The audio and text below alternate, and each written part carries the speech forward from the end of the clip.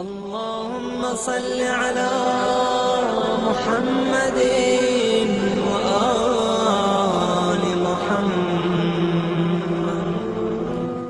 بسم الله الرحمن الرحيم. الحمد لله وكفى وسلام على عباده الذين اصطفى.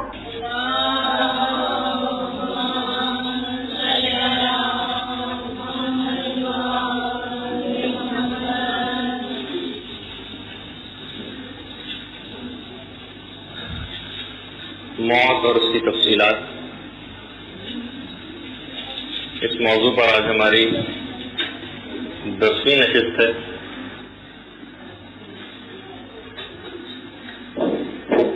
اور پچھلی کلاس میں آپ نے کفن سے متعلق عملی تربیت اس کی کلاس اٹینڈ کی، اور آج کفن ہی سے متعلق ہم آگے چل کر اپنی گفتگو میں کچھ مزید مسائل بھی بیان کریں گے. اس کے بعد اگلی نشست ہماری تشییع جنازہ، نماز جنازہ اور قبر کی طرف لے جانے کی جو منزل ہے اس موضوع پر گفتگو ہوگی اپنی تمام تر تفصیلات کے ساتھ. بات یہاں تک پہنچی تھی کہ ملک الموت کے مختلف قاصد وہ آپ کی خدمت میں بیان ہوئے تھے. ان میں سے ایک عمر کا زیادہ ہونا اور بڑھاپا، یہ بھی ملک الموت کا ایک قاصد بتایا گیا تھا.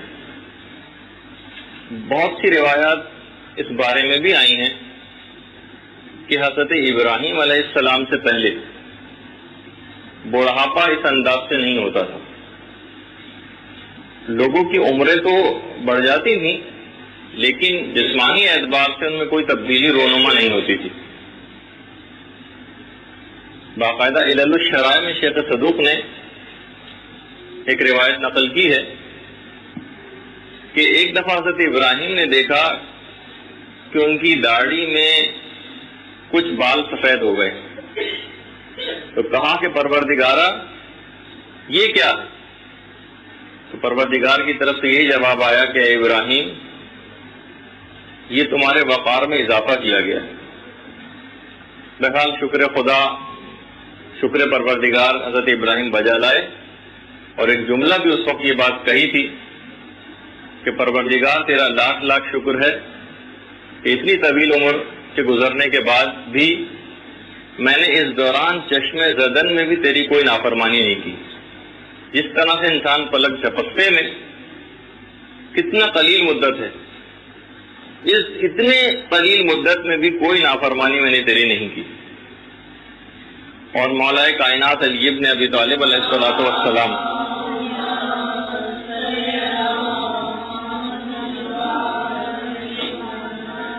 فرماتے ہیں کہ پہلے زمانے میں لوگ بوڑھے تو ہوتے تھے مگر ان کے بال سفید نہیں ہوتے تھے.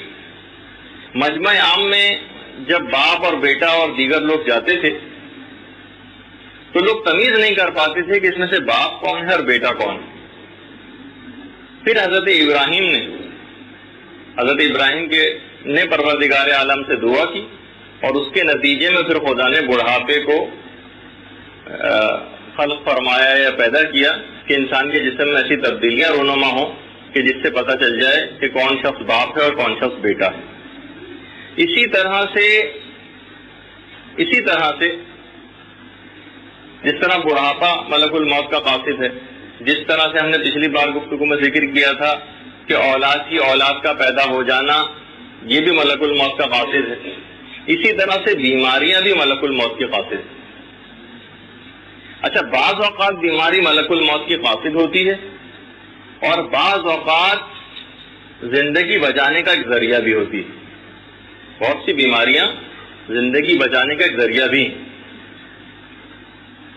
کربلا میں چوتھے امام کی بیماری کا بھی ایک سبب بتایا گیا ہے کہ مولا کو، چوتھے امام کو ظالموں کی شر سے محفوظ رکھنا تھا، ورنہ خود ایسی کیفیت ہوتی جس طرح سے صحت مندی کی کیفیت تو خود مولا کو بھی، چوتھے امام کو بھی میدان جہاد میں جانا ہوتا۔ بہار الانوار کی 6 جلد میں ایک روایت ہے، اور کتاب مقتل میں کتاب الخرائج والجراح امام احمد ابن حنبل ان سے ایک روایت ہے جس میں چوتھے امام کی بیماری کا سبب بتایا گیا ہے۔ امام احمد ابن حنبل کہتے ہیں کہ چوتھے امام نے، امام زین العابدین علیہ الصلوۃ والسلام نے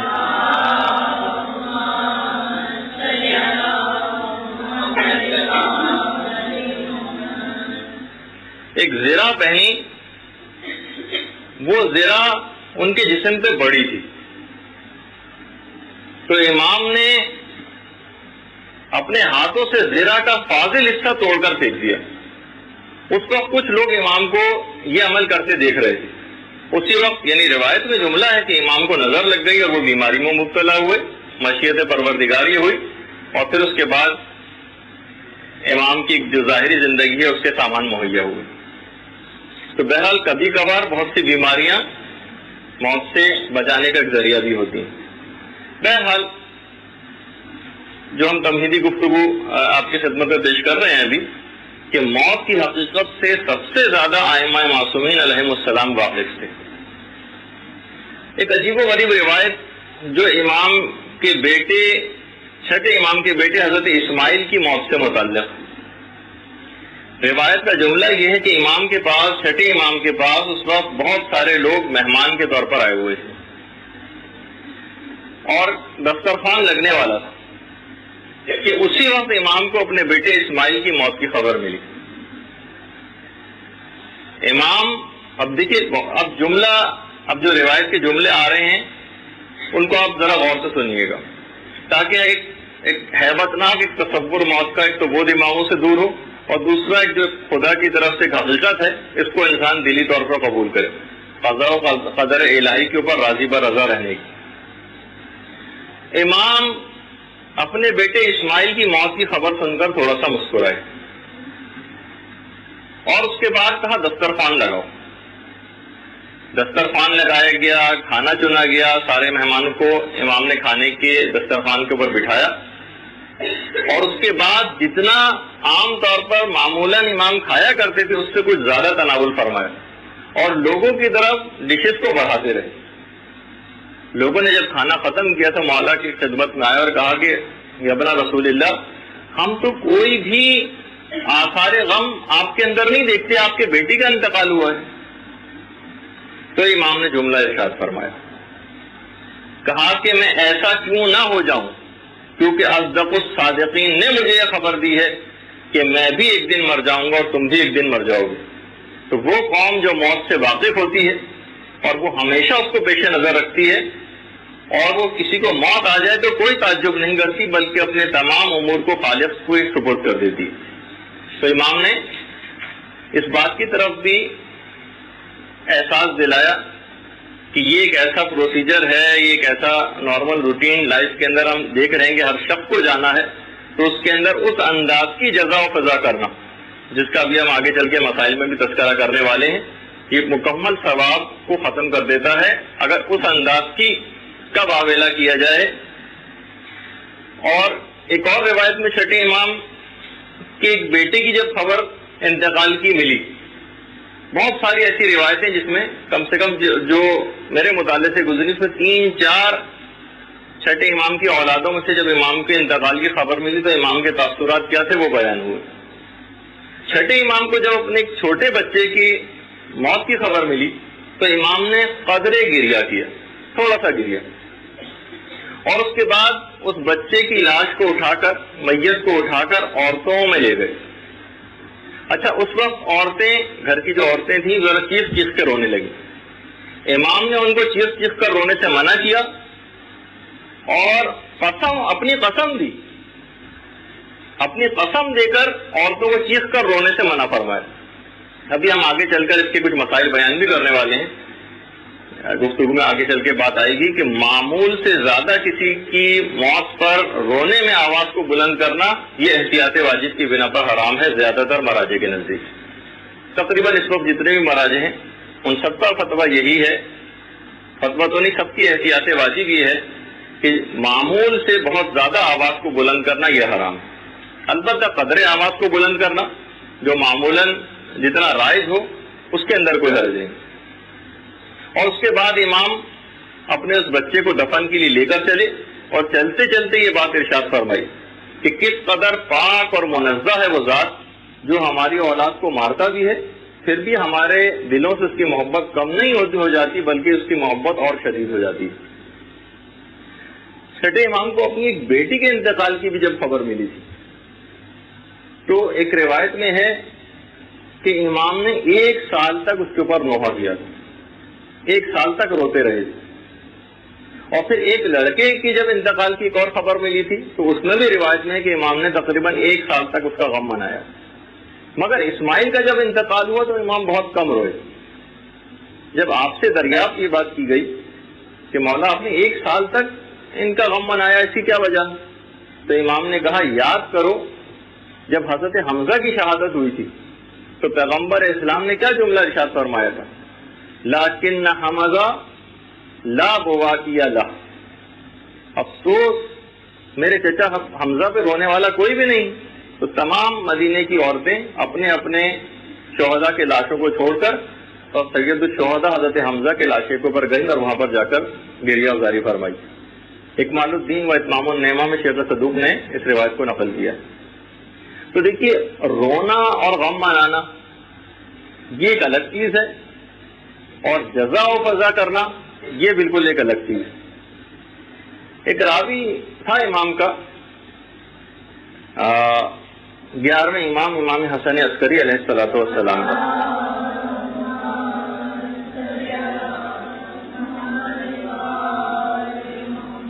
وہ مصر سے جب چلا تو اس کا ایک لڑکا بیمار تھا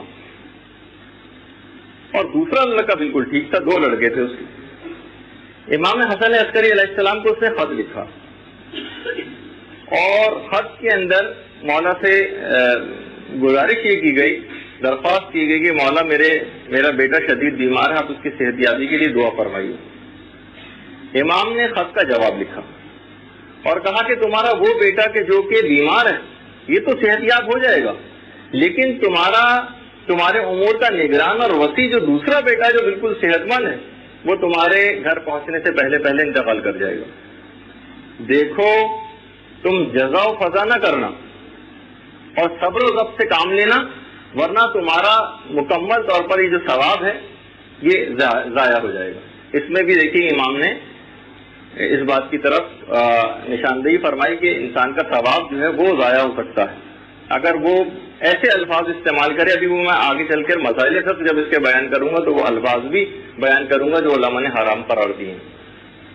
اچھا پھر اس کے بعد راوی کہتا ہے کہ جب میں اپنے وطن واپس گیا تو واقعی مجھے وہ اسی بات کی اطلاع ملی کہ میرا جو بیمار بیٹا تھا وہ تو صحت یاب ہو گیا تھا اور جو میرا بالکل صحیح و سالم بیٹا تھا اس کا انتقال ہو گیا۔ اچھا دیکھیے کبھی کبھار یہ ہوتا ہے کہ بیماری سے، جیسے ابھی میں نے اس سے پہلے گفتگو میں ذکر کیا کہ بیماری سے موت ٹل بھی جاتی ہے، یعنی انسان بیمار ہوتا ہے، مرض موت میں گرفتار ہوتا ہے اور بعض اوقات موت ٹل جاتی ہے۔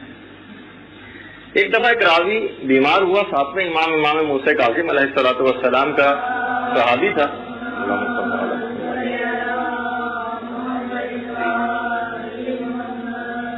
اس نے پانی کا ایک پیالہ امام کے پاس بھجوایا کہ مولا اس کے اوپر دعا پڑھ کر دم کر دیں تاکہ میں اس پانی کو پیوں اور اس بیماری سے نجات پاؤں۔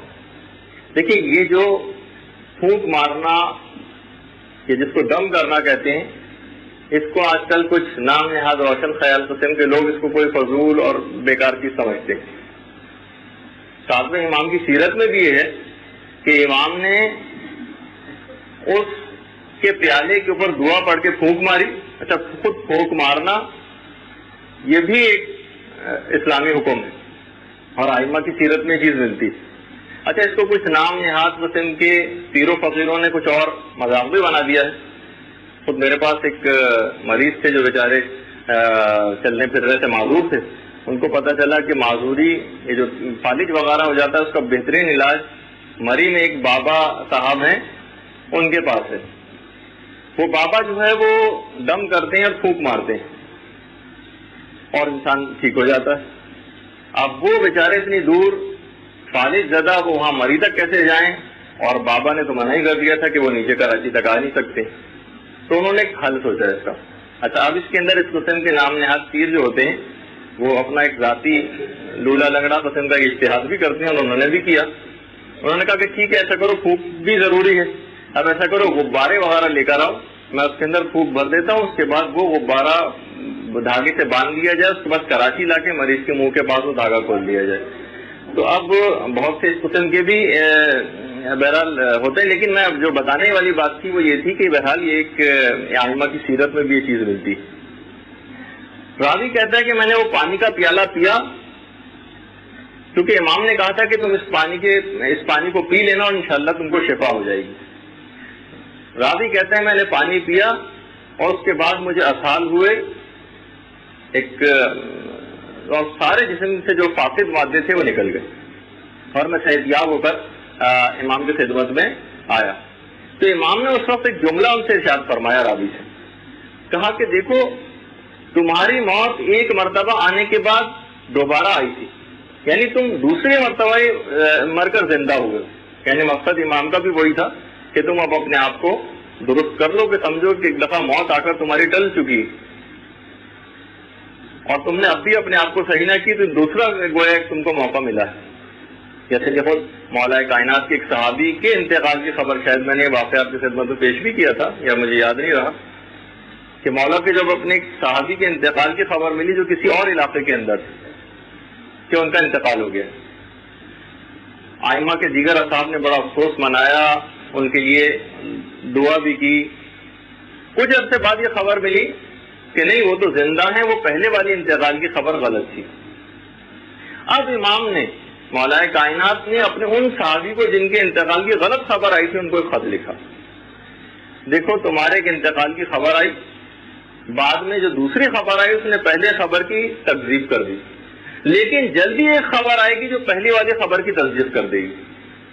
دیکھیے امام کے الفاظ، تمہارے انتقال کی خبر ملی، اس کے بعد ایک دوسری خبر آئی جس نے پہلی خبر کی تکذیب کر دی، لیکن اب جو خبر آئے گی وہ پہلی والی خبر کی تصدیق کرے گی. یعنی اب بہرحال تمہیں مرنا تو ہے نا، انتقال تو تمہارا ہونا ہے، اب تم یہ سمجھ لو کہ تم مر کر دوبارہ زندہ ہوئے. انتقال کی خبر آ گئی تھی، لوگوں نے غم بھی منا لیا تھا، بعد میں تمہیں زندگی پروردگار کی طرف سے عطا ہوئی، تو اب اپنے آپ کو ٹھیک کر دو. تو کبھی کبھار کتنے ہماری زندگیوں میں ایسے واقعات ہوتے ہیں، کیسے ہم ایکسیڈنٹ سے بعض اوقات بچ جاتے ہیں، کتنے بڑے بڑے حادثات سے ہم بچ جاتے ہیں. ہم اپنے آپ کو یہ تصور کریں کہ ہمیں دوسری زندگی مل رہی ہے، اور اس کے بعد کہ انسان کس حد تک اپنے آپ کو درست کرتا ہے پھر اس کو دیکھنے کی ضرورت پیش آتی. لیکن یہ سب مقامات عبرت ہیں، انسان کو ان کو اہمیت دینی چاہیے کہ کس طرح سے وہ حادثات سے بچتا ہے. اچھا ایک بس اس کے اندر بات اور بیان کر کے اور پھر ہم اپنے موضوع کے اوپر آ جائیں گے. ایک کیونکہ ہم کچھ نہ کچھ موت سے متعلق کچھ ایسی باتیں بھی بیان کر رہے ہیں کہ جو عام طور پر ایک عمومی گفتگو میں بیان ہونی مشکل ہے، لیکن کیونکہ ایک سلسلہ ہی چل پڑا ہے تو اس کے اندر بہت سی باتیں ایسی ہیں کہ جو دماغوں میں آتی. کیا اپنی عمر کسی اور کو دی جا سکتی ہے یا اس کی خواہش کی جا سکتی ہے کہ پروردگارہ میری عمر فلاں کو مل جائے؟ پیغمبر اسلام ایک دفعہ مسجد نبوی میں امام حسن اور امام حسین علیہ السلام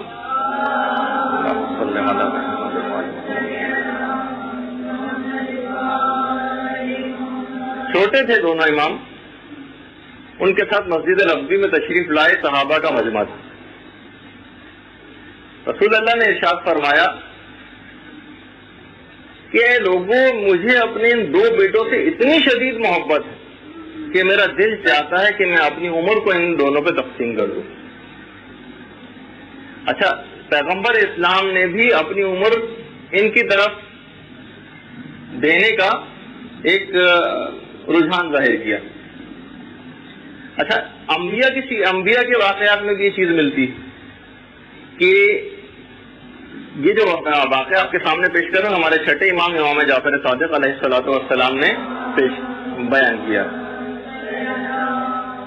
کہ ایک دفعہ انبیاء میں سے ایک دفعہ حضرت آدم کے سامنے پروردگار نے ان کی تمام ضروریت کو بشکل ذرات کے پیش کیا. اچھا، سب کو حضرت آدم نے دیکھا، اور اسی کے اندر سے حضرت داؤد علیہ السلام جو خدا کے ایک نبی تھے ان کو بھی دیکھا. حضرت آدم نے کہا کہ پروردگارا، یہ کون ہے کہ جس کو تو نے نبوت بھی دی، کرامت بھی دی، لیکن ان کی عمر بہت کم ہے.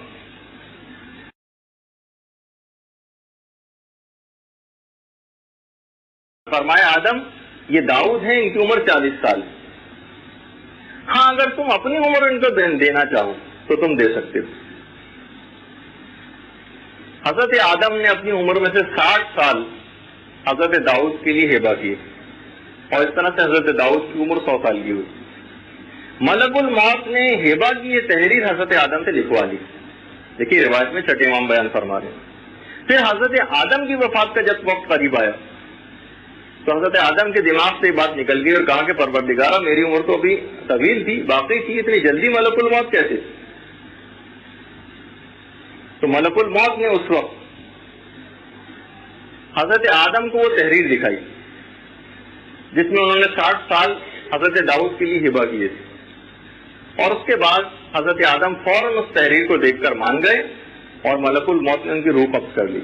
چھٹے امام یہاں پر یہ بات بیان فرماتے ہیں کہ یہی وجہ ہے کہ جب بھی کسی مقروض کو اس کی کوئی تحریر دکھائی جاتی ہے تو وہ مان جاتا ہے. جیسے کہ حضرت آدم نے اپنی وہ تحریر، آپ کبھی بھی کسی سے کوئی چیز لکھوا لیں اور وہ بعد میں انکاری ہو تو جب اس کو تحریر اس کی دکھائی جاتی ہے تو وہ فوراً تسلیم کر دیتا ہے. کہا کہ اس کی وجہ یہ لوگوں کے اندر بھی یہ چیز آئی جینیٹیکلی کہ جب بھی کسی مقروض کو یا کوئی تحریر اس طرح کی دکھائی جاتی ہے تو فوراً تسلیم کر لیتا ہے. بس ایک آخری بات اور کہہ کے تمہیدی گفتگو ختم کر کے ہم اپنے موضوع کے اوپر گفتگو شروع کر دیں گے کہ آخر ہم اس موت کے لیے آمادہ کیسے ہیں. ہمارے اندر وہ آمادگی تو بہرحال نہیں پائی جاتی. ان تمام تر ہم مختلف اس قسم کے واقعات بھی مسلسل سن رہے ہیں، لیکن کسی کو مثلاً کہا جائے کہ ہو جائیے موت کے لیے تیار تو کتنا پریشان ہو جاتا ہے. تو مولا نے اس کا ایک بہت ہی 3 نکات کا ایک نسخہ بتایا ہے کہ انسان موت کے لیے آمادہ کیسے ہو. 3 نکاتی ایک طریقہ یا نسخہ. امام نے کہا، امام سے پوچھا گیا مولا کائنات علی ابن ابی طالب علیہ الصلوۃ والسلام،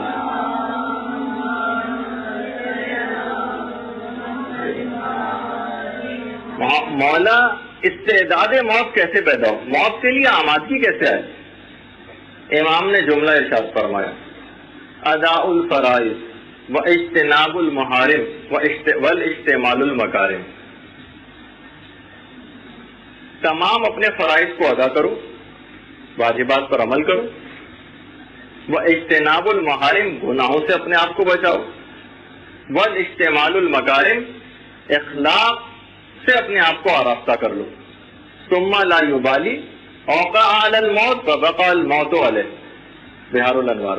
پھر اس کے بعد تمہیں اس بات کی کوئی پرواہ نہیں کرنی چاہیے کہ موت تم پر آن پڑے یا تم موت پہ جا پڑو. یہ 3 صفات سے بس انسان متصف ہونے کی کوشش کرے، گناہوں سے اپنے آپ کو بچائے، واجبات کے اوپر عمل کرے اور اپنے آپ کو اخلاق سے آراستہ کرے. بس اس کے بعد پھر اس کو کسی چیز کی پرواہ نہیں ہونی چاہیے کہ موت اس کے اوپر آ جائے یا وہ موت پہ جا پڑے. اس کا کوئی بگڑنے والا نہیں ہے اور اس کو کوئی خوف دامن گیر نہ ہوگا. اب آ جائیے اپنے اس موضوع سے ہم متصل ہو جاتے ہیں کہ جس کی پریکٹیکل کلاس آپ نے پچھلی دفعہ ملاحظہ کی. شاید اس کے اندر کیونکہ کلاس عملی تھی، پریکٹیکل تھی، کچھ مسائل ایسے ہو سکتا ہے کہ رہ گئے ہوں کیونکہ میں بھی اس کو سن نہیں سکا. لیکن جس حد تک بھی آج ہم کوشش کرتے ہیں کہ کفن کے موضوع کے اوپر، کیونکہ غسل سے ہم فارغ ہو گئے تھے، اب کفن کا مرحلہ تھا، کفن کے مرحلے سے بھی انشاءاللہ ہم فارغ ہو جائیں گے. اور جیسے کہ میں نے ابھی کہا کہ نماز جنازہ کا مرحلہ ہوگا، تشییع جنازہ اور پھر قبرستان کی طرف لے جانا. اس کے بعد دفن کی ہماری گفتگو ہوگی اور اس کے بعد دفن کے بعد پوری ایک مکمل گفتگو جو سب سے کریٹیکل اسٹیج ہے موت کا، قبر کی پہلی رات، اس کے اوپر ایک مکمل ہماری گفتگو ہوگی. اس میں اس سے بچانے والے اعمال، اس کو کس طرح سے آسان بنایا جائے اس رات کو، اس کے بھی کچھ اعمال ہیں جو انشاءاللہ ہم اپنی اس کلاس کے اندر ذکر کریں گے۔ کفن، دیکھیے کفن کے سلسلے میں کچھ متضاد قسم کی بھی روایات ہیں۔ بہت سی روایات کے اندر یہ بات آئی ہے کہ انسان، جتنے بھی لوگ اس دنیا سے انتقال کر گئے ہیں، یہ سب کے سب اپنے کفنوں کے ساتھ اٹھائے جائیں گے۔ جب یہ حکم بھی ہے کہ اپنے مردوں کو اچھے سے اچھا کفن دو، کیونکہ وہ جن کفنوں میں جو کفن تم ان کو پہناؤ گے وہ انہی کفنوں میں مشہور ہوں گے۔ اور بہت سی روایات میں جو کہ وسائل الشیعہ میں بھی ہیں کہ مردے میدان قیامت میں اپنے کفن کے اوپر نازاں فرحا ہوں گے، اس کی عمدگی کے اوپر۔ یعنی جس طرح آپ شادی بیاہ کی محفلوں میں عورتیں اپنے لباس کے اوپر ذرا اتراتی ہیں، اسی طریقے سے وہاں پر ایک میدان قیامت میں کفن کی عمدگی پر نازاں فرحا ہوں گے۔ ایک تو روایت یہ ہے کہ جس سے یہ پتہ چلتا ہے کہ کفن پہنائے جائیں گے، اور جو کفن پہنائے جائیں گے وہی میدان قیامت تک انہی کے اندر ان کو اٹھایا جائے گا۔ دوسری ایک روایت یہ ہے جو فاطمہ بنت اسد مولائے کائنات امیر المومنین کی والدہ گرامی اللہم صلی علی محمد وعلی محمد،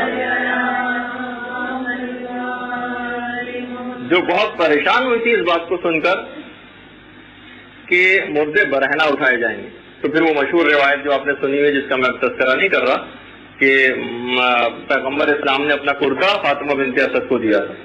تو اس لحاظ سے تو ان دونوں طرح کی روایات میں ایک تضاد اور ایک تعارض پایا جاتا ہے، لیکن علماء اعلام نے ان متضاد روایت کی جمع و توفیق فرمائی اور اس کی کئی وجوہات بیان کی ہیں کہ یہ اس طرح ان کو ملایا کیسے جائے ان دو الگ الگ روایات کو۔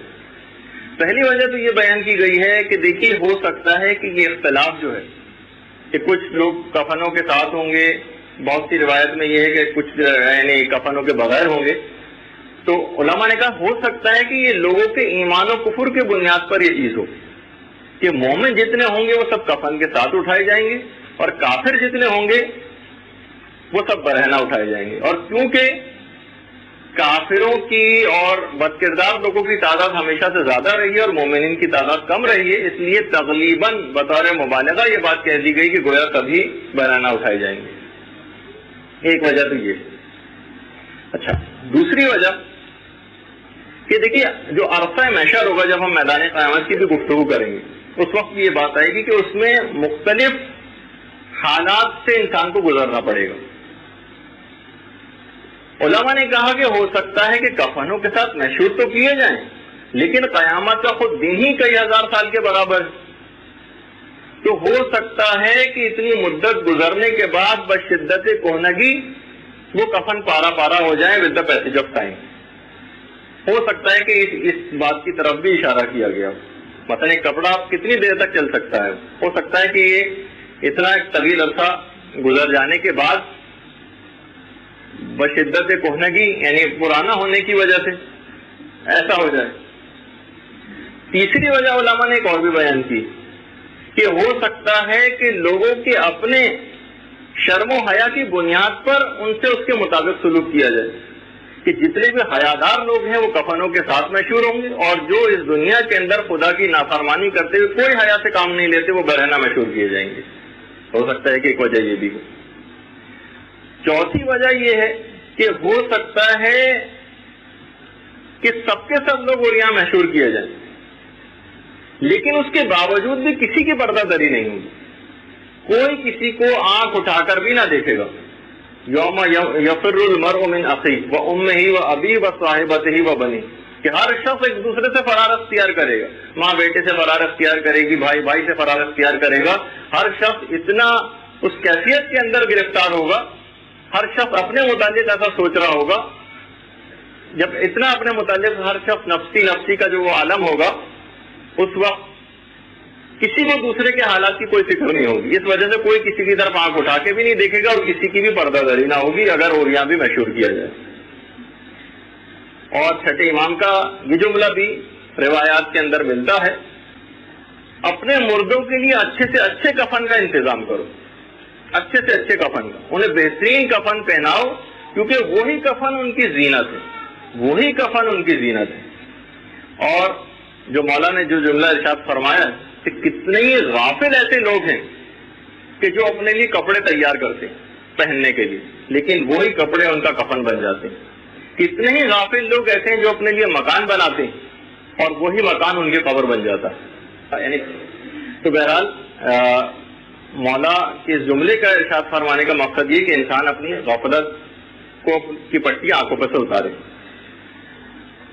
بہت سی روایات کے اندر ایک بات یہ بھی آئی ہے کہ یہ تو خیر ضروری ہے کہ مردوں کو کفن پہنایا جائے، لیکن روایات میں یہ بات آئی ہے کہ فرشتے مومن کو دوسروں کے کفن پہنانے سے بھی پہلے خود کفن پہنا دیتے، یہ بھی روایت ہے۔ کفن پہنانے کی کچھ خاص وجوہات ہیں کہ جو ائمہ معصومین علیہ السلام نے ذکر فرمائی، خاص طور پر ہمارے آٹھویں امام رضا علیہ السلام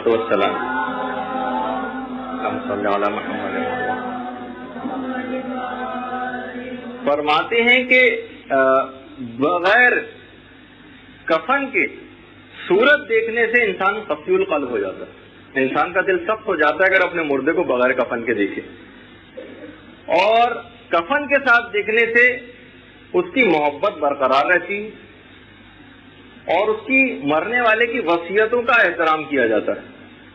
ہاں اگر کوئی بلا کفن رہ جائے تو اس مردے کی قدر لوگوں کی نگاہ میں کم ہو جاتی ہے، بلکہ امام نے تو فرمایا کہ پس مردار کی حیثیت رکھنے لگتا ہے لوگوں کی نگاہ میں، اس کی انسانی حیثیت بہت کم ہو جاتی ہے، اس کی وصیت اور اہداف و مقاصد کو کوئی اہمیت نہیں دی جاتی۔ اس کی ایک وجہ یہ بھی ہے کہ جبھی کہ انسان اپنے مردوں کو کفن پہنائے، ورنہ ان کی نگاہ کے اندر ایک ذلیل مردار کی حیثیت وہ رکھے گا اگر اس کو کفن نہ پہنائے گا۔ اور وسائل شیعہ کے اندر بھی ہے، اور بہرحال مستحبات میں سے بھی آگے چل کر اس بات کا ہم تذکرہ کریں گے بھی، کہ سب سے بہتر تو یہ ہے کہ انسان اگر حج کیا ہوا یا عمرہ کیا ہوا ہے تو اپنے احرام کا لباس اس کو اپنا کفن قرار دے، اپنے احرام کے لباس کو، یا یہ کہ اگر اس لباس کو اپنا کفن قرار دے کہ جس میں اس نے اپنی نمازیں اور عبادات کو انجام دیا ہے، مثلا اس نے اگر نماز جمعہ انجام دی ہیں یا مثلا اس نے نماز یومیہ انجام دی ہیں، دیگر عبادتیں انجام دی ہیں، اس لباس کو اپنا کفن قرار دے۔ اور یہ بھی مستحبات میں سے ہے کہ انسان ہر وقت اپنے کفن کو آمادہ رکھے، اپنے کفن کو آمادہ رکھے اور کبھی کبھار نکال کر اس کو دیکھتا بھی رہے۔ اس سے فائدہ ایک یہ ہوتا ہے کہ انسان غفلت سے باز آ جاتا ہے۔ اس کو روزانہ اگر آپ دیکھنے کی عادت ڈالیں گی تو اور ایک تو کہ انسان کی غفلت وہ ختم ہوگی، اور دوسرا یہ کہ اس کے اجر و ثواب کے اندر بھی بے انتہا اضافہ ہوتا جائے گا، اس کا اجر و ثواب بھی بڑھتا جائے گا۔ اور چھٹے امام نے یہ بات ارشاد فرمائی کہ روزانہ یا اکثر اپنے کفن کو نکال کر دیکھنا، اس کا ایک فائدہ یہ ہوتا ہے کہ انسان کا شمار غافلین میں نہ کیا جائے گا۔ وہ روزانہ جب ایک چیز کو اپنی دیکھتا رہے گا، عاقبت اس کے سامنے اپنی رہے گی، اپنے انجام کی طرف وہ غور و فکر کرتا رہے گا، تو اس کے خود بخود گناہ بھی کم ہوتے چلے جائیں گے۔ اچھا، اب دیکھیے کتنے ہی ایسے خوش نصیب افراد تھے جو تاریخ کے اندر ملتے ہیں کہ جنہیں ائمہ معصومین نے جو اپنا کفن اپنے لیے سنبھال کر رکھا تھا، اور اتنا ایسا کفن کہ جو اماموں نے اپنے لیے سنبھال کر رکھا تھا، وہ امام نے دوسروں کو دیا، جو بہت ہی مشہور واقعہ ہے۔ میں تو اس کو بہت اختصار کے ساتھ بیان کروں گا۔ بی بی شتیتا کا وہ واقعہ، اب تو ان کا بہترین روضہ بھی وہاں پر بن رہا ہے ایران میں، ان کا مزار، جو کہ ساتویں امام موسیٰ کاظم علیہ السلام نے ان کو دیا تھا۔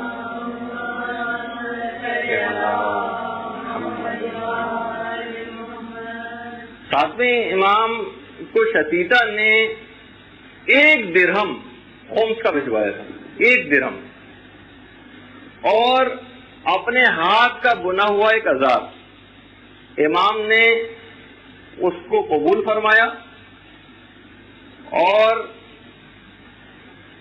حتیٰ کہ اتنی معمولی سی رقم لیکن اتنے خلوص کے ساتھ شتیتا نے بھیجا اور کہا کہ میرا سلام شتیتا تک پہنچا دینا، اور یہ 40 درہم شتیتا کو دے دینا، اور میں اس کو اپنے کفن کا ایک کپڑا دیتا ہوں۔ دیکھیے اب یہ امام نے اپنے لیے سنبھالی ہوئی چیز اس خلوص کے ساتھ اس پرخلوص مومنہ کو تحفے میں دی. جب بھی ایک مسائل کے اندر یہ بھی چیز آتی ہے کہ کفن کو تحفے میں دینا یہ بھی ثواب رکھتا ہے. ہاں میں ابھی مسائل آگے چل کے بیان کر رہا ہوں. میں اپنا کفن ان کو تحفے میں دیتا ہوں, اور یہ جو خاص کفن ہے یہ خاص روئی سے بنایا گیا ہے. یہ روئی وہ تھی کہ جو حضرت فاطمہ زہرا سلام اللہ علیہا کی روئی تھی.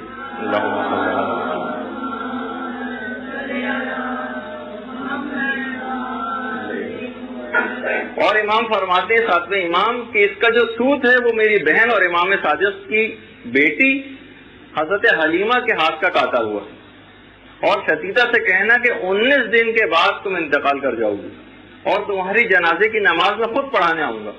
اس کے بعد خیر 19 دن گزر گئے اور شتیتا کا انتقال ہو گیا, اور امام پھر اس کی تجہیز و تکفین سے جب فارغ ہوئے اور نماز بھی پڑھا دی تو امام نے پھر جتنے بھی افراد وہاں پر موجود تھے ان سے کچھ باتیں ارشاد فرمائیں اور کہا کہ میرے دیگر اصحاب کو بھی یہ بات بتا دینا اور ان تک میرا سلام پہنچا دینا, اور ان سے یہ کہہ دینا کہ میرے بعد جو بھی میرا قائم امام ہوگا وہ تمہارے جنازوں میں ضرور شریک ہوگا, اور تم کسی بھی ملک کے اندر انتقال کرو. دیکھیے یہ بات آپ امام نے کہا کہ میرے تمام ماننے والوں تک یہ بات پہنچا دو کہ خواہ کسی بھی ملک میں تم انتقال کرو ہم ضرور تمہارے جنازے میں شریک ہوں گے. اپنے متعلق خدا سے ڈرتے رہو اور دیکھو تقوی کو اختیار کرنا. یہ امام نے خاص طور پر اس میں بات بیان فرمائی. مناقب جو علامہ ابن شہر عاشوب کی کتاب ہے اس کے اندر علامہ ابن شہر عاشوب نے یہ پورا شتیتا کا یہ واقعہ لکھا ہے, اور بہار الانوار میں بھی ہے. اچھا دیکھیے بہرحال ایک طریقہ کار اور ہے جو کہ خیر علامہ مجلسی سے بھی منسوب ہے.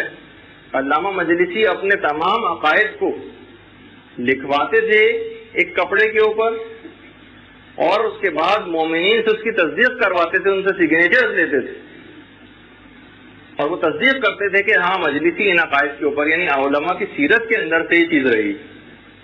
اور بعض اوقات تو لوگ اپنے کفن میں ایسی دستاویز ساتھ رکھتے تھے, ابھی ہم آگے چل کے اس کا ذکر کرنے والے ہیں مسائل کے اندر کہ ایسے کچھ طریقے ہیں جو کہ مستحبات کے اندر سے بھی, اور انسان کو چاہیے کہ اس کے اندر تھوڑی سی دقت اور اگر اس کو محنت بھی کرنی پڑے تو ان چیزوں کو حاصل کرے. کہ بہرحال یہی چیزیں ہیں جو کہ اس کے بعد میدان قیامت اور اس کے بعد تک چلیں گی, جو کہ سب سے اہم ترین ہمارے لمحات ہوں گے آخرت کے حساب سے.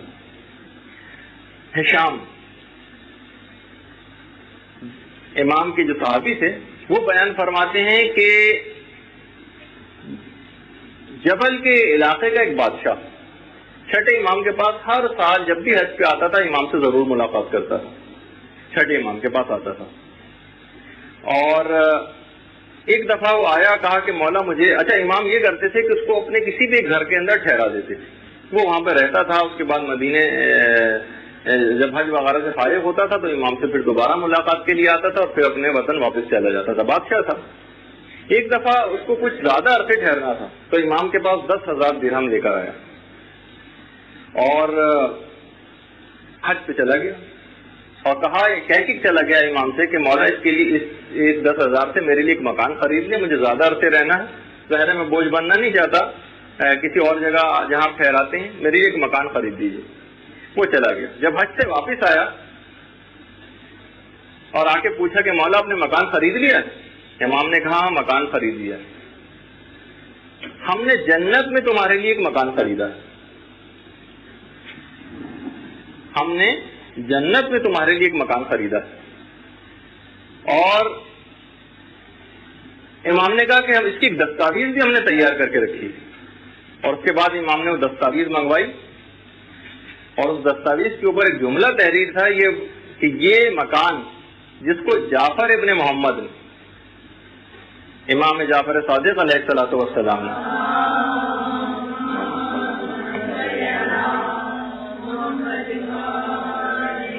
فلاں ابن فلاں جبلی کے لیے خریدا ہے اور یہ مکان جنت میں خریدا گیا ہے.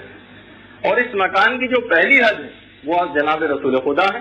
یعنی کہنے کا مقصد یہ تھا کہ ایک مکان کی حد پیغمبر اسلام کے مکان سے ملتی ہے اور اس کی دوسری حد علی ابن ابی طالب کے مکان سے ملتی ہے، تیسری حج امام حسن کے مقام سے، اور چوتھی حج امام حسین کے مکان سے۔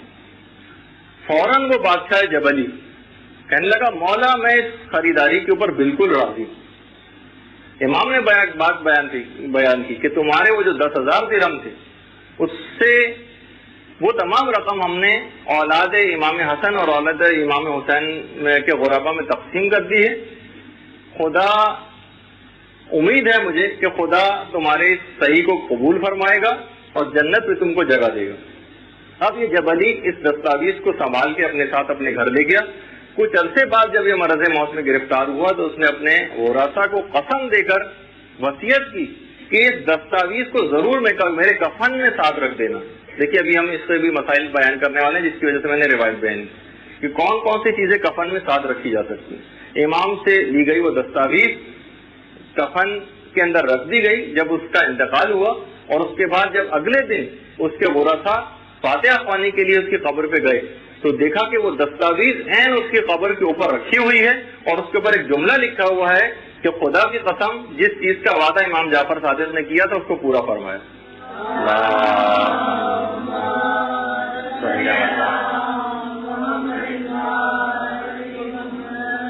ابن شہر اشوب نے مناقب کے اندر بھی اس پوری روایت کو لکھا ہے۔ اچھا، اب مسائل تو اب اس کے آگے چل کر آئیں گے اور تفصیل ہم اس وقت بیان کریں گے کون کون سی چیزیں ساتھ رکھی جا سکتی ہیں۔ دیکھیے کفن کے اندر ایک مسئلہ ایک اور بھی، وہ ان کے زیادہ تر افراد جو کفن لے کر اپنے پاس رکھ لیتے، سال گزرنے کے بعد اس کفن کے اوپر خمس واجب الادا ہو جاتا ہے۔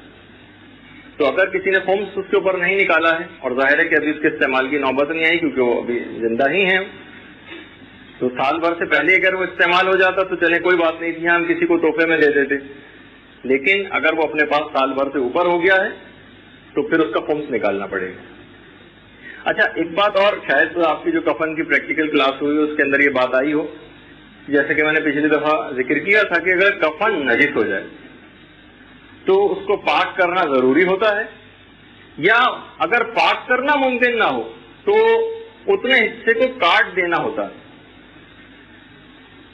اچھا، اگر قبر میں نجس ہو جائے، مثلا قبر میں لٹایا اور اس کے بعد جسم سے کوئی مردے کی کوئی ایسی نجاست نکل آئی جیسے کہ خون وغیرہ، تو پھر بہتر ہے کہ اس انداز سے اس کو کاٹا جائے کہ کفن کو ویسا کوئی نقصان نہ پہنچے جس سے مردے کی کوئی پردہ دری ہوتی ہو۔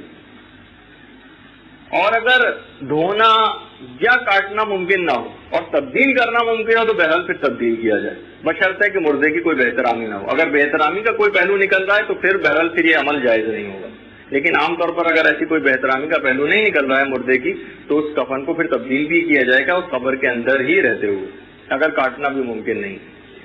اچھا، اتنی بات اور بتا دی جائے چند ایک فقہی مسئلے، اصل میں فقہی مسئلے دفن کی حد تک تو زیادہ تر رہیں گے، اس کے بعد پھر جب ویسی ایک منزل شروع ہوگی برزخ کی تو اس کے بعد پھر ایک روحانی طور پر ایک بہت سی باتوں کا ذکر ہوگا، لیکن دفن کی حد تک تو فقہی مسائل ذرا زیادہ آئیں گے۔ کہ دیکھیے جو کفن کے جو اخراجات ہیں یہ مردے کے میت کے اصل ترکے میں سے لیے جاتے ہیں۔ ہاں، اگر کوئی خود سے کوئی تمام اخراجات کوئی اٹھانا چاہے، کوئی رشتہ دار، کوئی دوست، تو اس کے اندر کوئی حرج نہیں، لیکن اگر کوئی کفن کے اخراجات نہیں اٹھانے کو تیار ہے تو بہرحال مردے کا جو میراث ہے اور جو ترکہ ہے اس سے کفن کا خرچہ لیا جائے گا، بلکہ اس کو مردے کے تمام قرضوں پر، اس کی وصیتوں پر اور میراث پر بھی مقدم کیا جائے گا۔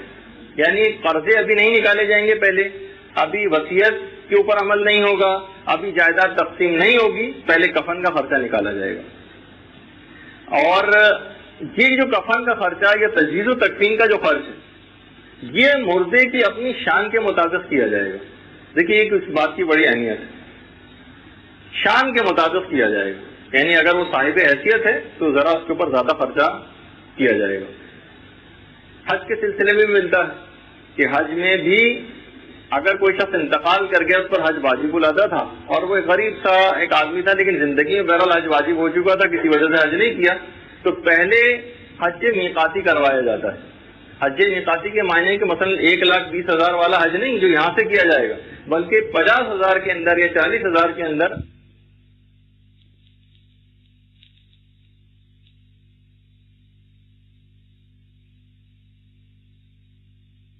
ہاں، اب اس کا میں تفصیل سے کبھی اور بتا دوں گا، کیونکہ حج کے مسئلہ تھوڑا سا ایک الگ مسئلہ ہے. تو میں نے صرف شان کا ایک لفظ اس کے اندر آ گیا تھا، کفن اس کی شان کے مطابق دیا جائے.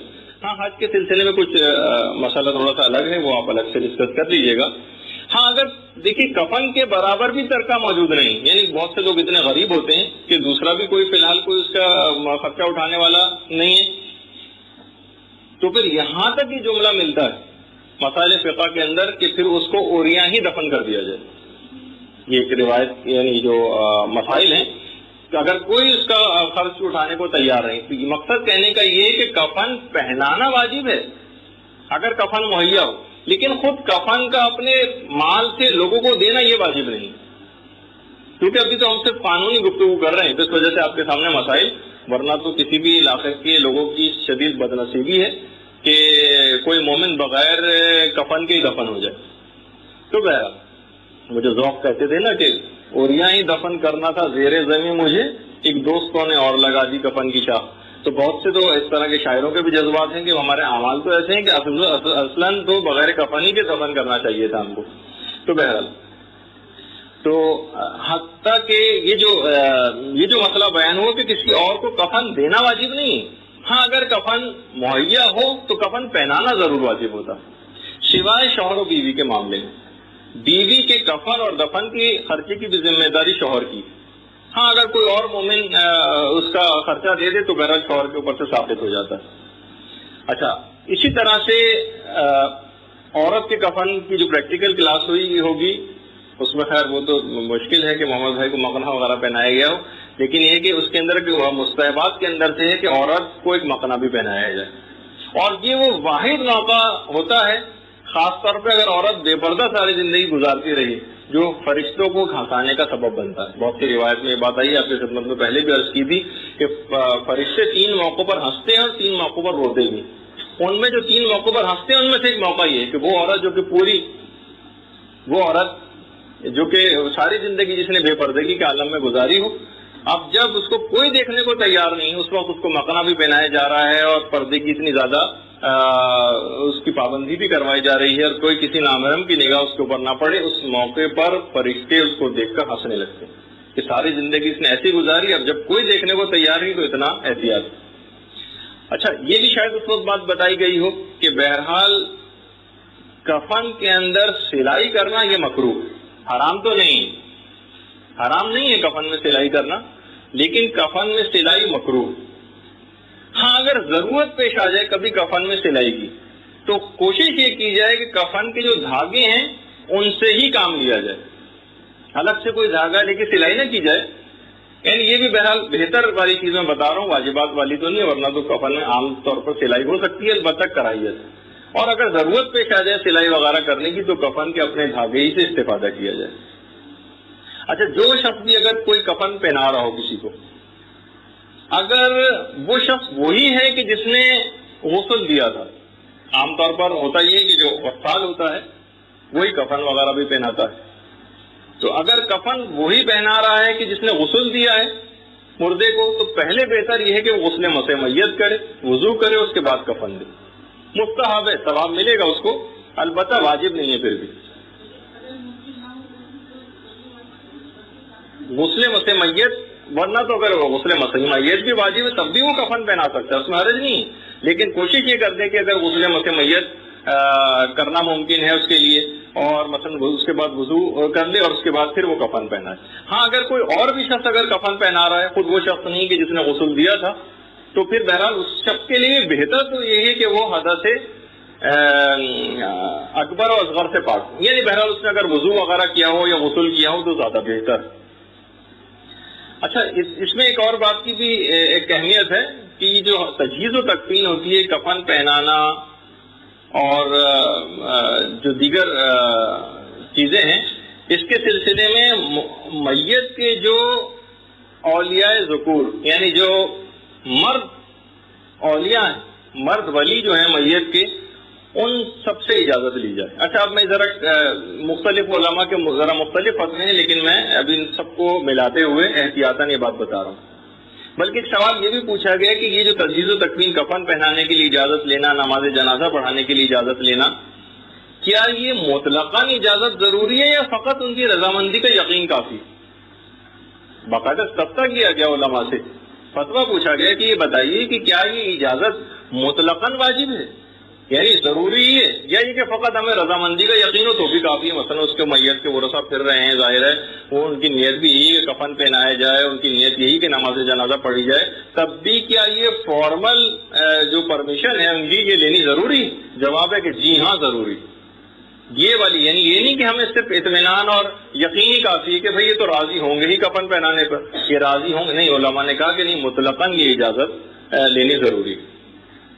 ہاں البتہ وہ جو آپ سنتی ہیں قینچی لگنا جو ہے کفن کے اوپر وہ نہیں لگنی چاہیے، تو اس کا بھی مسئلہ یہ ہے کہ کسی بھی لوہے کے اوزار کا کفن کے اوپر لگنا یہ کراہیت رکھتا، یعنی لوہے کے اوزار سے کفن کو کاٹنا کسی بھی طریقے سے بہرحال اس کو کاٹا جائے، لیکن اگر پاسبل نہیں ہو رہا ہے تو بہرحال مکروہی کی حد تک ہے، ثواب کچھ کم ہو جائے گا، لیکن بہرحال مسئلہ چک تو یہی ہے. ہو سکتا ہے کہ اس کے اندر اسٹیل کی اگر کوئی قینچی وغیرہ استعمال کر دی جائے، جیسے کہ قربانی کے احکام میں لوہے اور اسٹیل والے اس کے اندر ایک فرق آ جاتا ہے، شاید اس کے اندر کوئی سہولت مل جائے، لیکن بہرحال کراہیت اپنی جگہ پر برقرار رہے گی.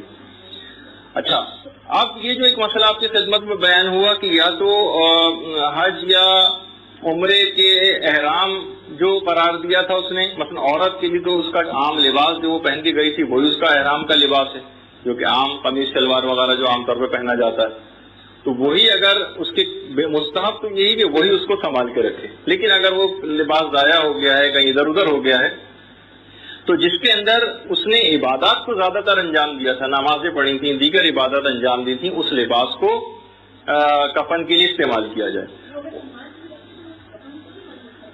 نہیں آپ سمجھی نہیں، اس کو اس طور پہ پہنا دینا. ابھی میں اسی کی آگے چل کے، کیونکہ ہمارے دماغ میں ایک یہ ہے کہ کفن کی وہ چیزیں جو ابھی آپ نے دیکھا، حتیٰ کہ کفن کے اندر یہ بھی جو سفید رنگ والا بھی مسئلہ ہے نا مستحبات میں سے، حتیٰ کہ آپ ابھی آگے چل کر حیران ہوں گے کہ روایت جو پیغمبر اسلام کے لیے ان کو چادر کے اندر کفن دیا گیا تھا، وہ اب آگے چل کے خیر آنے والی ہے، اس کا تھوڑا انتظار کرنا پڑے گا آپ کو. تو نہیں وہ کراہیت، ہاں وہی میں آگے چل کے ابھی بتا رہا ہوں نا کہ وہ لباس کے جو اس نے زندگی کے اندر عبادات کے وقت پہنا تھا، ظاہر ہے وہ تو سلاوا ہی ہوگا، تو اس کو نہیں، وہ ابھی آپ بات آگے نہیں بڑھانے دے رہے نا، ابھی آپ سن لیں گے تو آپ کو سمجھ آ جائے گا. بلکہ یہ جتنے بھی یہ سوالات ہیں کوشش کروں گا میں ان کے خود بخود جواب آ جائیں گے، پھر کسی کے جواب نہیں آئے تو آپ تحریراً پوچھ لیجیے گا.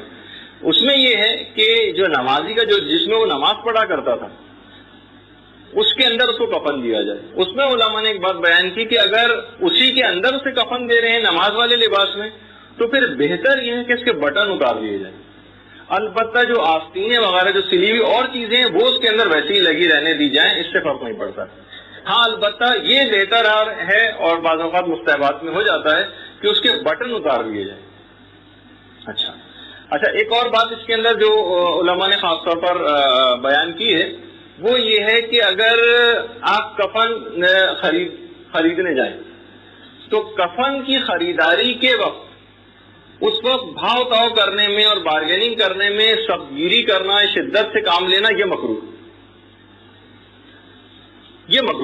یعنی بہرحال اب کوئی بالکل ہی اس مسئلے سے واقف ہو کے کوئی دکاندار بہت 10 گنا بڑھا کے بتا رہا ہو تو ایک الگ بات ہے، لیکن یہ کہ عام طور پر 1-2 روپے 5-7 روپے کم کرانا کفن کے سلسلے میں خریدا، کیونکہ عورتوں کی خاص طور بارگیننگ کی عادت ہوتی ہے جس سے دکاندار بھی واقف ہوتے ہیں، ہو سکتا ہے وہ تو بہرحال اس کے اندر مکروہ ہے کہ کفن کی خریداری کے وقت کوئی بارگیننگ کی جائے. بلکہ یہاں تک روایت میں ہے کہ اس کے اوپر خوب پیسہ بھی خرچ کیا جائے. 7ویں امام موسیٰ کاظم علیہ السلام کے سلسلے میں بات بیان کی گئی ہے کہ امام کا جو کفن تھا وہ کئی ہزار دینار کا وہ کفن تھا، اور اس طرح کا کفن تھا جیسے کہ ابھی مسائل کے اندر بھی یہ بات آگے چل کر بیان ہوگی کہ جس کے اوپر پورا قرآن بھی لکھا ہوا تھا، پورا قرآن کفن کے اوپر. اچھا مسائل کے اندر ایک بات اور بھی خاص طور پر یہ بات بیان کر دی جائے کہ دیکھیے کفن کے سلسلے میں کوشش اس بات کی جائے کہ کفن بالکل انسان کے خالص مال سے خریدا جائے. ہاں اگر مال مشکوک بھی ہے تو اس سے خریدا تو جا سکتا ہے، لیکن علماء نے یہ بات بیان فرمائی ہے مسائل میں کہ بہتر ہے کہ پھر مشکوک مال سے کفن نہ خریدا جائے، یہ کفن نہ لیا جائے.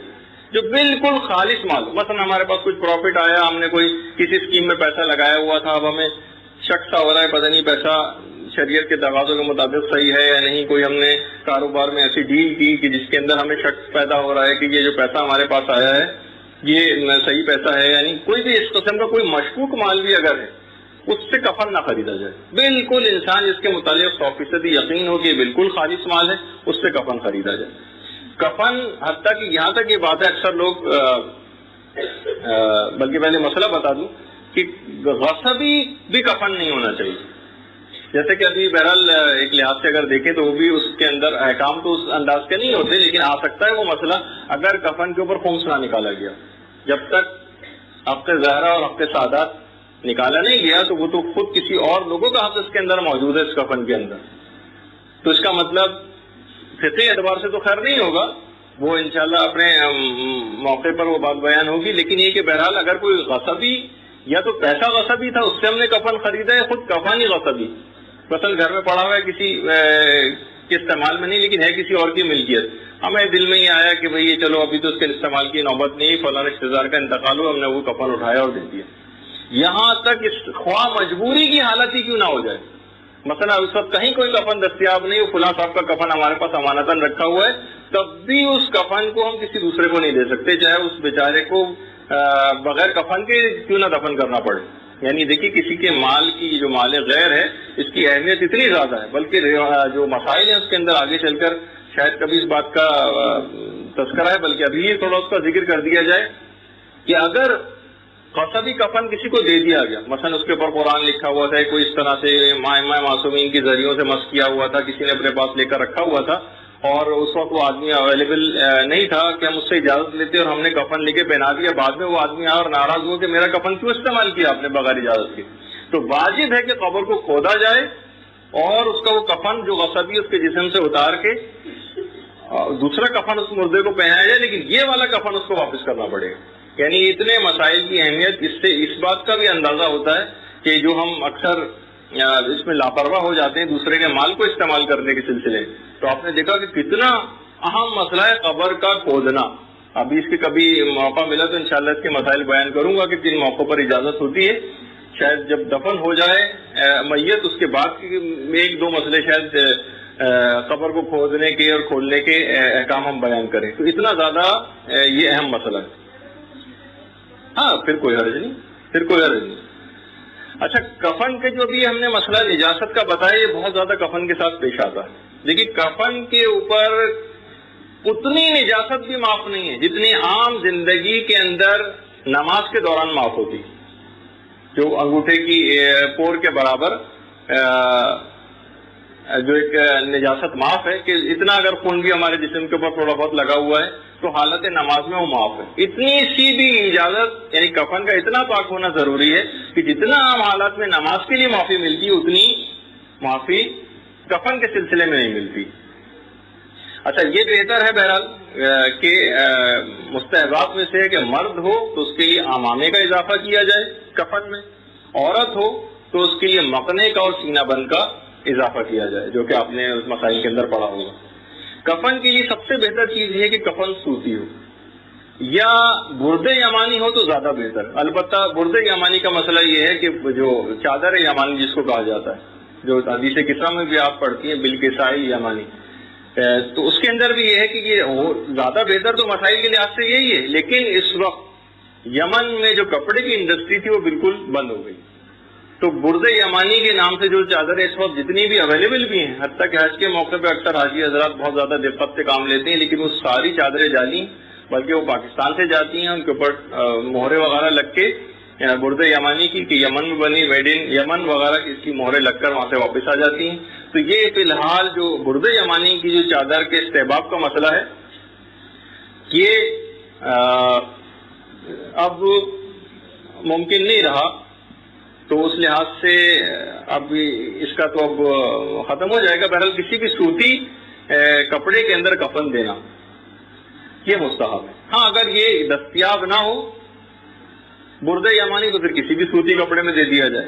رنگ البتہ میں نے کہا کہ اس کا سفید ہونا یہ زیادہ بہتر ہے. اور روایت میں یہی ہے جس کا میں نے بھی اشارہ کیا تھا کہ پیغمبر اسلام کو سرخ ہبرا کے اندر کفن دیا گیا تھا یا سرخ برد یمانی. اچھا ایک چیز اس کے اندر اور، اب اس کے اندر جو جن افراد نے بھی اس کو کفن کو خرید کر رکھا ہے اس کی آپ تاثیر اور اگر بڑھانا چاہیں، یعنی یہ کفن بہت زیادہ آپ لوگوں کے لیے ہیلپ فل ہو جائے تو اس کے اندر چند چیزوں کا اضافہ کیجیے. زمزم سے دھویا جائے، اس کے بعد ظاہر کفن خشک ہو جائے گا. پھر اس کے بعد کفن کو خاک شفا سے متبرک کیا جائے، خاک شفا سے اس کفن کو متبرک کیا جائے. اور اس کے بعد سید الشہداء امام حسین علیہ السلام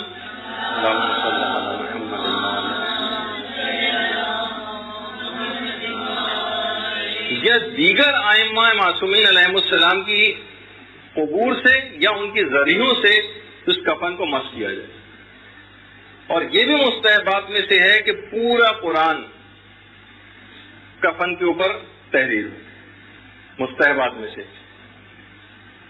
کچھ ایک آدھ مسئلے اور بھی اس کے انشاءاللہ اپنے مقام پہ بیان ہوں گے کہ کیا ہم خود قرآن بھی کوئی چھوٹا سا اگر قرآن لے کے کیا وہ قبر میں ساتھ دفن کر سکتے ہیں؟ وہ دفن کے موقع پر وہ چیز آئے گی. تو پورا قرآن جیسے کہ فاطمی امام کی سیرت میں ملتا ہے کہ ان کی کفن کے اوپر بھی پورا قرآن لکھا ہوا تھا. تو اگر ایسا کوئی انتظام ہو جائے یا لوگ اس کو پرنٹ کروا لیں اور اس کو زیادہ سے زیادہ رائج کریں، کیونکہ اگر پورا قرآن کفن کے اوپر لکھا ہو تو عذاب کسی طرف سے بھی قبر میں آ نہیں سکے گا مردے تک. فائدہ اس کا بہت زیادہ. اچھا پھر اس کے بعد مستحبات میں سے دیکھیے یہ سب چیزیں کوشش کریں کہ آپ اپنے طور پر اب ساری توجہات کا مرکز اس سلسلے میں آپ مدرسے یا اس کی انتظامیوں کو نا قرار دیں کہ اب مثلا وصیت نامے کا ذکر ہوا، اب ہمیں وہ نئے سرے سے پرنٹ بھی کروانا پڑ رہا ہے. اس میں ایک چیزیں کچھ آپ لوگ بھی اگر تھوڑا بہت جتنا اس کے اندر کنٹریبیوشن کر سکے وہ آپ اپنے طور پر کریں کہ اس میں کچھ جتنے زیادہ اس کے اندر، کیونکہ مخصوص لوگوں کے اوپر اتنی ساری ذمہ داریاں اس سے پھر کارکردگی متاثر ہوتی. اچھا یہ جو ابھی میں نے کہا کہ پورا قرآن یہ مستحب ہے اور اس کا ایک فائدہ یہ ہوگا کہ عذاب کسی طرف سے بھی آ نہیں سکے گا. ایک تو قرآن کی بات ہوئی. دوسری یہ ہے کہ اور زیادہ بہتر یہ بات ہے کہ اگر کفن کے اوپر دعائے جوشن صغیر لکھی ہوئی ہو، ایک تو دعائے جوشن صغیر اور دوسری دعائے جوشن کبیر. اتنی مجرب یہ دعائیں ہیں کہ خود امام حسین علیہ السلام کی بات ارشاد فرماتے ہیں کہ میرے والد بھی گرامی نے، مولا کائنات نے مجھے تاکید کی تھی کہ میں اس دعا کو حفظ کروں، دعا جوشن کبیر کو حفظ کروں، اس کو کفن کے اوپر تحریر کروں اور اس کے بعد اپنے اہل بیت کو بھی اس کی تعلیم دے کر جاؤں. یہ اتنی اہم ہے کہ مولا کائنات نے باقاعدہ تاکید کی تھی امام حسین کو کہ تمہیں اس دعا کو حفظ کرنا ہے، اس کو کفن کے اوپر تحریر کرنا ہے اور اپنے اہل بیت کو اس کی تعلیم دے کر جانا ہے. اچھا اس میں بھی علماء نے کہا کہ ایک تو ابھی میں تحریر کے بھی تھوڑے سے بتاؤں گا احکام کی، کفن کے اوپر تحریر کس طرح کی جائے. یہ والا جو مسئلہ ہے خاص طور پر دعائے جوشن کبیر کی تحریر کا، اس میں کہنا یہ ہے مجتہدین کا کہ بہتر یہ ہے کہ اس دعائے جوشن کبیر کو یا تو کافور سے لکھا جائے یا مشک سے لکھا جائے اور کسی برتن پہ لکھا جائے. برتن کے اوپر لکھ کر دعائے جوشن کبیر کو، اس کے بعد اس کو دھو کر، ظاہر ہے کہ جب وہ برتن کے اوپر لکھی ہوئی ہے اس کے بعد برتن کو دھویا جائے گا، جو پانی جمع ہوگا اس کو کفن کے اوپر چھڑکا جائے. یہ ہے اس کا مسئلہ کہ دعائے جوشن کبیر کو کسی برتن پہ لکھا جائے یا تو اس کو کافور سے لکھا جائے یا مشک سے لکھا جائے. بہتر ہے البتہ لکھا کسی سے بھی جا سکتا ہے، بلکہ کسی اینک سے بھی لکھا جا سکتا ہے. البتہ صرف ایک کراہیت ہے، وہ یہ ہے کہ اینک سیاہ نہ ہو، ٹیک اینک استعمال نہ کی جائے. اور کوئی بھی آپ ریڈ استعمال کر سکتی ہیں، بلو استعمال کر سکتی ہیں. بلکہ ابھی آگے چل کر ایک چیز اور میں بیان کرنے والا ہوں کہ ایک اور آسان حل ہے لکھائی کے سلسلے میں. جی ہاں، خود ہی لکھنا زیادہ بہتر. ہاں میں نے وہی کہا جب کسی بھی انک سے لکھا جا سکتا ہے تو یقیناً زعفران سے، لیکن یہ جو باتیں میں نے بیان کی بہت زیادہ بہتر ہیں، علماء نے یہی ریکمینڈ کی. اچھا، پھر یہ جو لکھنے کے سلسلے میں کفن کے اوپر جو چیزیں ان کے اندر ایک بات اور بیان کر دی جائے کہ وہ 4 اشعار جو کہ خود مولائے کائنات نے حضرت سلمان فارسی کے کفن کے اوپر لکھے تھے وہ ضرور لکھے جائیں. وفدت علی الکریم بغیر زاد من الحسنات والقلب السلیم وحمد الزاد اقبح کل شیء اذا کان الوفود علی الکریم. یہ 4 اشعار کہ یہ بندہ اپنے کریم خدا کے پاس اس طریقے سے حاضر ہوا کہ نہ اس کے پاس نیکیاں ہیں نہ قلب سلیم. اور جو مولانا نے کہا حمل الزاد اقبح کل شیء اذا کان الوفود علی الکریم. مہمان کے جب انسان کسی بزرگ ہستی کے پاس مہمان ہو کر جاتا ہے تو سب سے بری بات یہ ہے کہ اپنے ساتھ توشہ اور کھانا ساتھ لے کر جائے. علامہ ذیشان حضرت جوادی جملے کو اس طرح سے کہتے تھے کہ اگر کسی کریم شخص کے پاس ہم اس کے کھانے کی دعوت میں جائیں اور اپنے ساتھ ٹفن لے کر چلے جائیں تو کتنے بری بات ہوگی. تو وہی مولانا نے اس سلسلے میں ارشاد فرمائی ہے کہ یہ 4 اشعار، یہ جو اشعار ہیں ان کو 2 کہا جائے 4 کہا جائے جو بھی، یہ کفن کے اوپر ضرور لکھے جائیں جو مولانا سلمان فارسی کے کفن کے اوپر لکھے تھے. اچھا، اس کے علاوہ علماء نے کہا کہ ہر وہ چیز کفن کے اوپر لکھی جا سکتی ہے جو آپ کے خیال میں مردے کے لیے فائدے مند. مثلا آپ کا دل چاہ رہا ہے کہ آپ نادی علی لکھ دیں، وہ بھی لکھی جا سکتی ہے. آپ کا کچھ اور دل چاہ رہا ہے کوئی اور دعا لکھنے کا، وہ بھی لکھی جا سکتی ہے. بس اس کے اندر علماء نے کہا ایک احتیاط کی جائے کہ اس کے اندر حکم خدا کا بس تصور نہ کیا جائے کہ خدا نے یہ چیز مستحب قرار دی. اپنے دل سے آپ کوئی بھی چیز ایڈ کر سکتی ہیں جو مردے کے لیے فائدے مند، بس یہ والا تصور نہ لے کر آئیں کہ خدا نے اس کو مستحب قرار دیا. جو مستحبات ہیں وہ تو آپ کی خدمت میں آئے رہے جو کنفرم مستحبات ہیں. اس کے علاوہ اگر کوئی آپ کے خیال میں مردے کے لیے فائدے مند چیز ہے تو وہ بھی آپ ساتھ میں رکھ سکتی ہیں. اس کے علاوہ ایک اور ہے جو کہ بہت ہی جس کی تاکید ہے، وہ ایک حدیث ہے جو کہ 2 سندوں سے، بلکہ 2 حدیثیں 2 سندوں سے. اس کا نام ہے حدیث سلسلۃ الذہب. یہ آپ کو البتہ لکھ کے بھی دی جا سکتی ہے پوری حدیث عربی متن کے ساتھ. اور یہ وہ حدیث ہے سلسلۃ الذہب، سونے کا سلسلہ. ذہب عربی میں سونے کو کہتے ہیں. یہ جو اس میں راویوں کا پورا سلسلہ ہے، یہ وہ حدیث ہے کہ جس کو 8ویں امام نے نیشاپور میں ارشاد فرمایا تھا. 8ویں امام یہ بات بیان فرماتے ہیں کہ اس حدیث کو مجھ سے بیان کیا میرے والد 7ویں امام. 7ویں امام کہتے ہیں کہ اس کو 6ٹھے امام نے بیان کیا. 6ٹھے امام کہتے ہیں کہ مجھ سے 5ویں امام نے. 5ویں کہتے ہیں 4تھے امام نے. 4تھے کہتے ہیں 3رے امام نے. 3رے امام کہتے ہیں کہ 2سرے امام نے. 2سرے کہتے ہیں کہ مولائے کائنات نے. مولائے کائنات کہتے ہیں کہ مجھ سے اس حدیث کو بیان کیا پیغمبر اسلام نے. پیغمبر اسلام فرماتے ہیں کہ مجھ سے اس حدیث کو بیان کیا جبریل نے. جبریل کہتے ہیں کہ میں نے پروردگار عالم سے اس کو سنا. کہا یہ پورا راویوں کا جو سلسلہ ہے اس میں صرف ایک غیر معصوم ہے جس سے روایت آئی ہے، اس کے علاوہ پورا سلسلہ سند معصومین کا سلسلہ سند ہے. یہ اگر کسی پاگل شخص پہ بھی پڑھ دیا جائے تو اس کا پاگل پنا دور ہو سکتا ہے. اور وہ حدیث کیا ہے؟ لا الہ الا اللہ حسنی فمن دخل حسنی امین من عذابی. لا الہ الا اللہ میرا قلعہ ہے، جو اس قلعے میں داخل ہو گیا وہ عذاب خدا سے مامون ہو گیا، اس نے عذاب خدا سے نجات پائی. یہ 8ویں امام نے ارشاد فرمایا. اس کے بعد جملہ آگے، روایت آگے چلتی. فلما مدت الراحلۃ نازا، امام کا کوٹ کچھ آگے بڑھا اور اس کے بعد پھر امام نے لوگوں کو پھر بلایا اور کہا اما بشروطہا وانا من شروطہا. یہ جو ہے کہ لا الہ الا اللہ میرا قلعہ ہے، جو اس قلعے میں داخل ہو گیا اس نے عذاب خدا سے امان پائی، یہ کچھ شرائط کے ساتھ ہے اور اس میں سے ایک شرط میں ہوں. یہ امام نے بس جملہ ارشاد فرمائی اور یہ حدیث. اب تو یہ پورا سلسلے سند کے ساتھ اس حدیث کو لکھنا، یہ کفن کے اوپر جس کے اندر عذاب خدا سے برات ظاہر کی گئی ہے، یہ پورا سلسلہ سند کفن کے اوپر لکھا جائے۔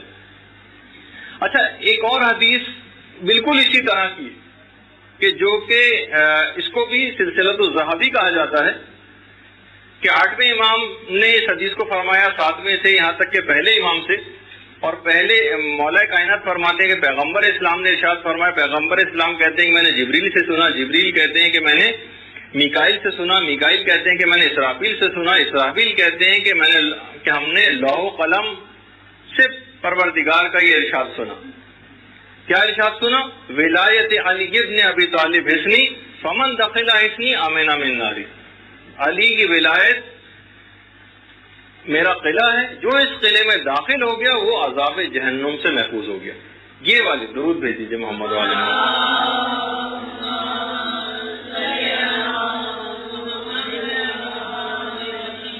یہ دوسری والی جو حدیث ہے یہ بھی کفن کے اوپر لکھی جائے۔ اچھا، اس کے علاوہ ایک چیز آبا کوئی نے لکھی ہے، البتہ وہ دفن کے موقع پر، لیکن دفن کے موقع پر بیان کی جانی چاہیے، لیکن یہ کہ جس وقت کفن پہنایا جا رہا ہوتا ہے اسی وقت ہی اس کو عام طور پر کر لیا جائے۔ وہ یہ ہے کہ کلمہ شہادتین اور ائمہ کے نام اور ان کی ولایت کا اقرار ایک عقیق کے اوپر کندہ کروایا جائے۔ تو جس وقت سوال منکر و نکیر ہوگا یہ عقیق خود اس آدمی کی طرف سے جواب دے گا۔ تو ایک تو چیز یہ ہوئی۔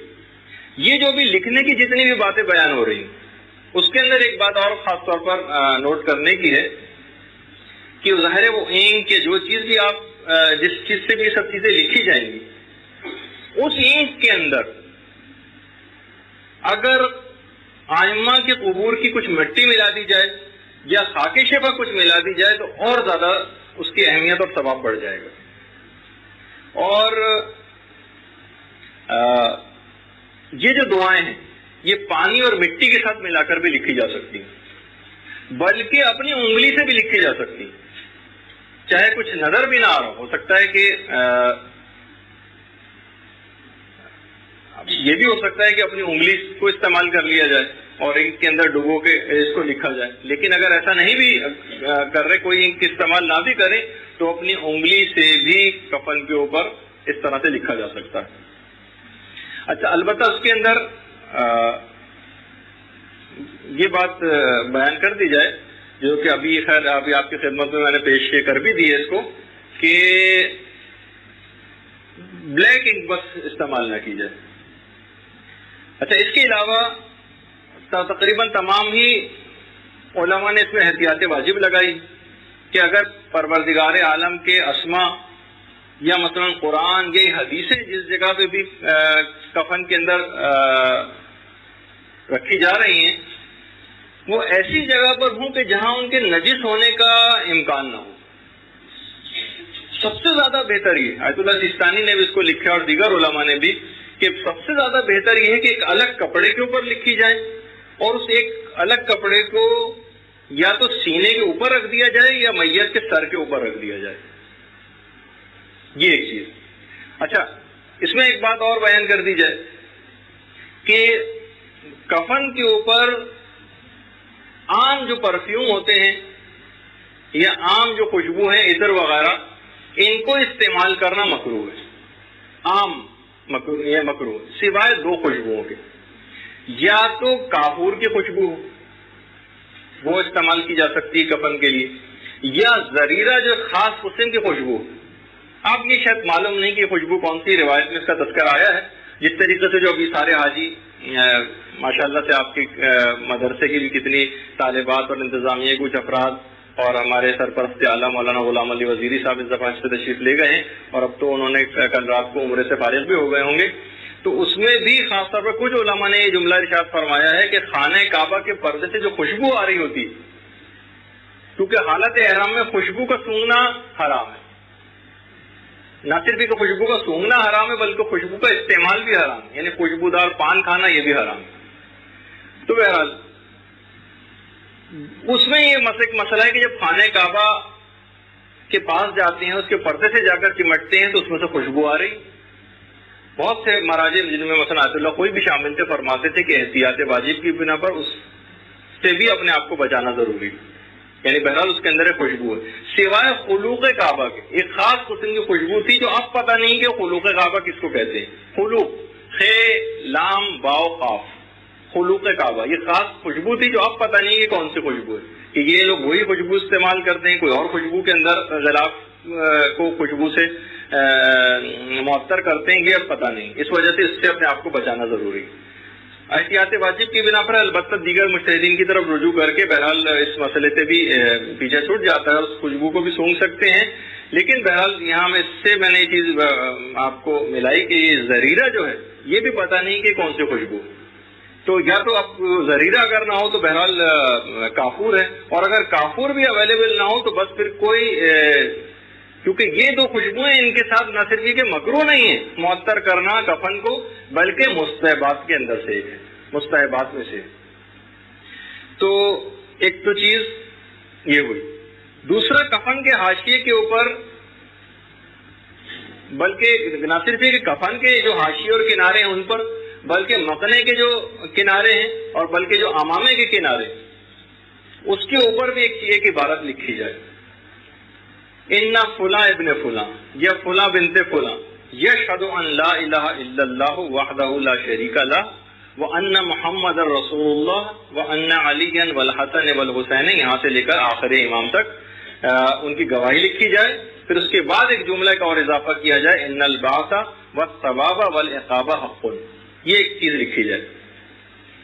اچھا، کیونکہ روایت کے اندر جملہ یہ ہے کہ جب چھٹے امام کے بیٹے حضرت اسماعیل کی موت واقع ہوئی تھی تو امام ان کے پاس گئے تھے. امام نے سب سے پہلے ان کے جبڑے بند کیے تھے، اس کے بعد ان کی آنکھیں بند کی تھیں، ان کو چادر اڑائی تھی، غسل کرنے کا حکم دیا تھا. غسل کے بعد پھر کفن منگوایا تھا اپنے پاس، اور اس کے بعد کفن کے حاشیے پر خود امام نے لکھا تھا، اسماعیل یشہد ان لا الہ الا اللہ.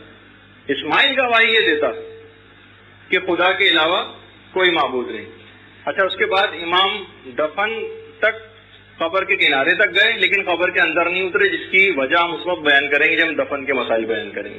تو اب بھی کچھ بیوقوف لوگ ایسے ہیں کہ جو قبر کے اوپر، جو کفن کے اوپر یہی جملہ لکھتے ہیں کہ اسماعیل یشہد ان لا الہ الا اللہ، حالانکہ امام نے اسماعیل کے لیے لکھا تھا. کہا کیونکہ امام نے اسماعیل کے لیے لکھا تھا تو لہٰذا جو امام نے لکھا بس ہم وہی اس مردے کے لیے بھی لکھیں گے، ورنہ اس مردے کا اپنا نام اور اس کے باپ کا نام، یا فلاں جو اگر کوئی عورت انتقال کر گئی تو اس کا اور اس کے باپ کا نام لکھ کر کہ یہ گواہی دیتے ہیں کہ خدا کے علاوہ کوئی معبود نہیں. اس کے بعد 12 ائمہ تک کی گواہی.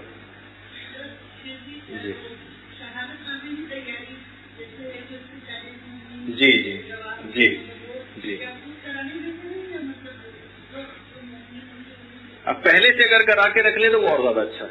علامہ مجلسی نے تو اپنی زندگی کے اندر، اچھا میں اتنا بتا دوں کہ یہ بہرحال سیرت میں ان کی راہ ہے، تفصیل میں کبھی بتاؤں گا کہ اس کو بعد میں پھر رائج کر دیا کہ بہرحال ایک اچھی چیز تھی، ورنہ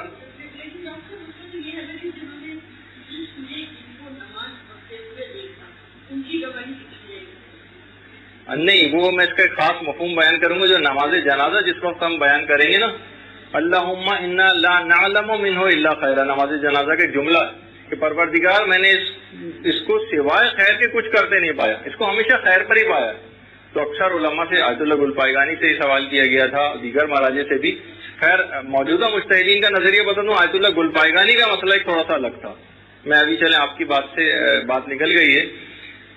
تمام مجتہدین نے کہا کہ اصل میں یہاں پر ہم نے اس کو خیر پہ پایا، اس سے مراد یہ کہ ہم نے اس کو ولایت علی ابن ابی طالب پر پایا، اس کو علی کا شیعہ پایا، چاہے عمل کے اعتبار سے اس کا کوئی تعلق نہیں.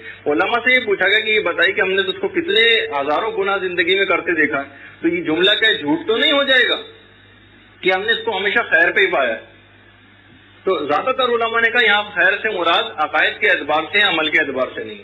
تو یہ آپ کا کہنا صحیح. البتہ آقا گلپائگانی کا ایک نظریہ الگ تھا، وہ یہ فرماتے تھے، تو محروم ہو گئے بہرحال ان کی تقلید میں تو شاید کوئی باقی نہیں رہا، لیکن میں معلومات کے لیے بتا دوں. انہوں نے کہا کہ اگر آپ نے کسی کو اس طرح سے گناہوں میں مبتلا ہوتے دیکھا ہے تو اس کی نماز جنازہ میں پھر یہ والا جملہ، اگر آپ کو اس کے جو گناہ پتہ ہے تو یہ والا جملہ نہ کہیں، اللہم انا لا نعلم منہ الا خیرا، یہ جملہ نکال دیں اس میں سے. خیر لیکن یہ تو ایک الگ بات ہو گئی. لیکن ہمارا جو عقائد کے اعتبار سے، عمل کے اعتبار سے نہیں ہے، چاہے وہ نماز نہ بھی پڑھتا ہو. تو آج کی حد تک ہم گفتگو اختتام پذیر ہوتی کیونکہ اب آپ کی فوراً بعد دوسری کلاس ہے جو اپنے ٹائم پر شروع ہو جانی چاہیے. آپ لوگ تحریری سوالات آئیں انشاءاللہ وہ اگلی دفعہ آپ کی خدمت میں بیان کی جائیں گے. السلام علیکم. اللجن اللجن يا مولا اللجن اللجن اللجن اللجن اللجن اللجن اللجن يا صاحب السماء